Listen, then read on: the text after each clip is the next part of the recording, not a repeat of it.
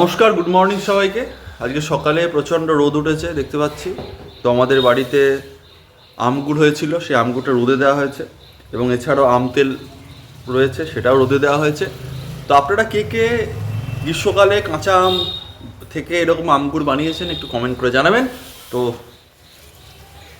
এটা হচ্ছে আমাদের আমগুড় রোদে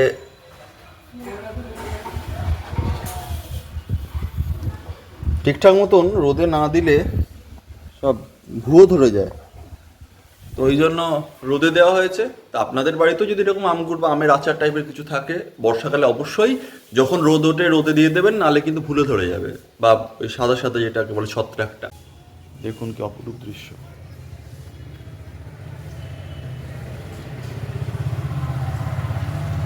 শিউলি গাছটা ঝলমল করছে।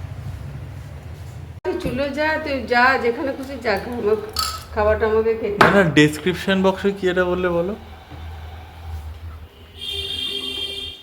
এটা হচ্ছে আমার মা, ঠিক আছে? কি খাবার ছুঁড়ে ফেলে দেবো একদম। ক্যামেরাটা হ্যাং করছে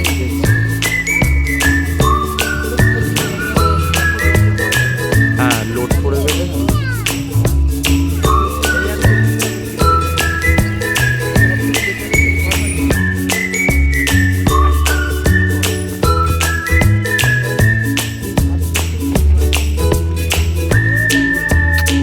ঠিক 1 বছর তো দেরি হবে, 1-2 বছর তো দেরি হবে। তাহলে ততদিনে আমার অলরেডি গাড়িটা 4-5 বছর বয়স হয়ে যাবে।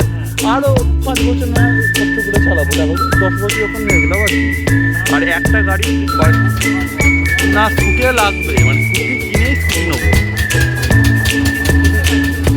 স্কুটি লাগবে, দেখ আমি তো থাকি না সবসময়। আর ভাই ঘর যদি আসে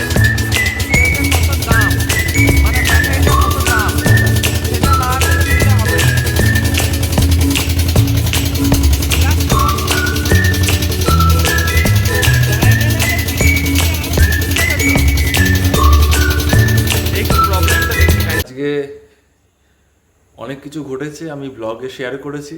আপনারা ব্লগটা দেখুন এবং লাইক, কমেন্ট আর অবশ্যই সাবস্ক্রাইব করতে ভুলবেন না আমার পেজ। আর আমার একটা ফুড চ্যানেলও আছে, ডেলি রান্নাবান্না, তার লিঙ্ক আমি ডেসক্রিপশনে দিয়ে দেবো, আপনারা অবশ্যই দেখে নেবেন। মা কোথায় দেবো বলো তো? টাটা। ভিডিওটা দেখে থাকবেন। শুভরাত্রি।